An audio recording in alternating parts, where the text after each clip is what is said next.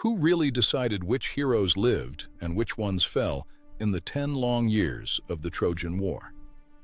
It wasn't a general, and it wasn't even the mightiest warrior on either side. It was one God, watching from far above the battlefield, holding the fate of everyone in his hands. That God was Zeus, king of Olympus and ruler of gods and men alike. In the story of the Iliad, Zeus isn't a warrior charging into battle. He's something far more powerful. He is the keeper of fate itself, and his single desire is to preserve the balance of the universe, even as the war below threatens to tear it apart. To understand why Zeus's choices mattered so much, you need to know what was happening on the ground. For 9 years, a massive Greek army had laid siege to the city of Troy, all because a Trojan prince had taken a Greek queen named Helen. Thousands had already died, and neither side could win outright. Leading the Greek forces was Agamemnon, a proud and powerful king who commanded the largest army ever assembled. But Agamemnon's pride was about to cause a disaster no one on the battlefield could have predicted. Agamemnon publicly seized a war prize woman that rightfully belonged to his greatest warrior. That single act of pride ignited a rage that would nearly cost the Greeks the entire war. That warrior was Achilles, the single greatest fighter among the Greeks, nearly unbeatable in battle, but consumed by pride of his own. Humiliated in front of the entire army, Achilles refused to fight another day for Agamemnon and withdrew to his tent, letting the war grind on without him. Without their greatest warrior, the Greek army immediately began to falter. Trojan forces pushed harder against their weakened lines, and it became painfully clear just how much the entire war depended on one man's pride. Furious and wounded in pride, Achilles turned to the one being who could truly change the course of the war for him. His own mother, Thetis, a sea nymph with a direct line to the king of the gods himself. Thetis climbed to Olympus and pleaded with Zeus directly. Long ago, she reminded him, she had done him a great favor, and now she asked him to repay it by punishing the Greeks until her son's honor was restored. It put Zeus in a difficult position. He owed Thetis a genuine debt, but he also knew that helping the Trojans would infuriate his own wife, Hera, who was fiercely loyal to the Greek cause and watched every move he made. Hera, queen of the gods, wasn't just Zeus's wife. She was his fiercest political rival on Olympus, and she had made the Greek victory a personal cause. Any move Zeus made to help Troy, she would see as a betrayal. Despite that risk, Zeus made his decision. He nodded slowly to Thetis, promising to tip the fortunes of war toward Troy, at least until Achilles received the honor he was owed. It was a promise that would ripple through the entire rest of the story. Zeus had chosen a side. To set his plan in motion, Zeus sent a deceptive dream to Agamemnon that night, whispering false promises of an easy victory if he attacked at once. Believing the dream was a true sign, Agamemnon rallied his army for a massive assault the very next morning.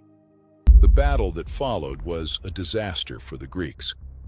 With Zeus quietly tipping fate in their favor, the Trojans fought with a boldness they hadn't shown in years, and Greek lines began to break apart under the pressure. Leading that Trojan surge was Hector, Troy's greatest defender and its most beloved prince. Brave, disciplined, and fighting to protect his home and family, Hector became the Greeks' greatest nightmare on the battlefield. Watching from above, Zeus issued a strict command to the rest of the gods. No one was to interfere in the fighting. He wanted his promise to Thetis honored cleanly, without any other immortal tipping the scales back the other way. But not every god obeyed. Some, like the sea god Poseidon and the war goddess Athena, had always favored the Greeks and couldn't bear to watch them slaughtered without acting. Defying Zeus directly, they slipped down to the battlefield in secret to help turn the tide back. It didn't take Zeus long to notice. Furious at the disobedience, he stormed across Olympus, reminding every god present exactly who held ultimate power, and warning that the next god to interfere would face his full wrath. With the other gods forced back into obedience, Zeus's will took full effect. The Trojans pushed the Greeks all the way back to their own ships on the shore, and for the first time, total defeat suddenly felt real and terrifyingly close. Watching his countrymen nearly annihilated was too much for one man to bear. Patroclus, Achilles' closest companion since childhood.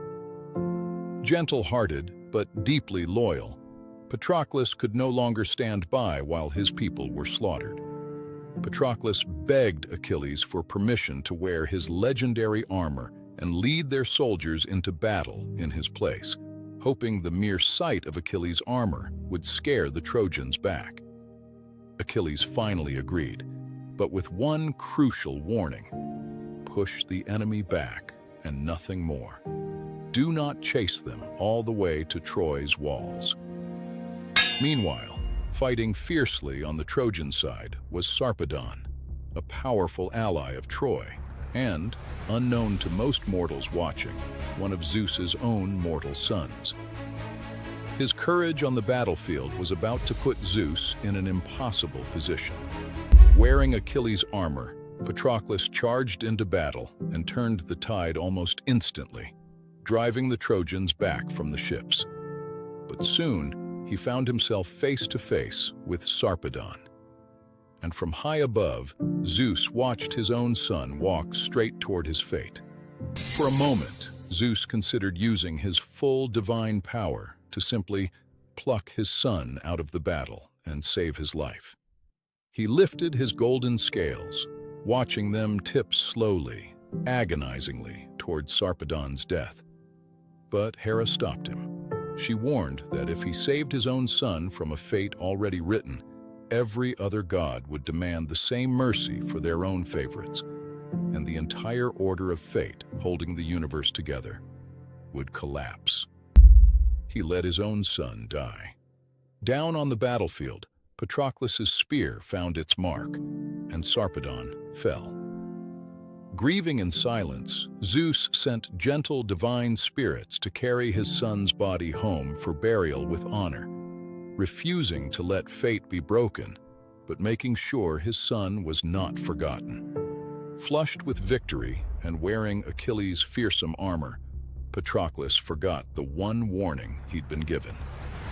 Instead of pulling back, he chased the fleeing Trojans all the way to the very walls of Troy, hungry for greater glory. There, right beneath the walls he was defending, Hector met him in single combat. Fighting for his city and his family, Hector struck Patroclus down, never realizing until the armor came loose that he hadn't just killed Achilles' stand-in, but Achilles' dearest friend. Patroclus was dead. Back at camp, word reached Achilles that his closest friend was gone. The grief that swept through him was unlike anything he had shown before, deeper than his wounded pride, sharper than any humiliation Agamemnon had ever caused him. That grief instantly transformed into a burning, singular need for vengeance. Achilles set aside his quarrel with Agamemnon entirely, put on new divine armor, and marched back onto the battlefield with one goal: to find Hector and make him pay. Because the balance Zeus had promised was finally being restored, he lifted his earlier ban and allowed the gods to fight openly on whichever side they chose. The war that had been carefully controlled from above now exploded into full, unrestrained chaos. Gods clashed with gods across the sky, while, On the ground, Achilles tore through the Trojan army like a force of nature, cutting down everyone in his path in his hunt for one man alone. Finally, outside the very walls he had died defending, Hector stood alone to face Achilles in the duel that the entire war had been building toward. Everyone, mortal and immortal, understood how much this single fight would decide.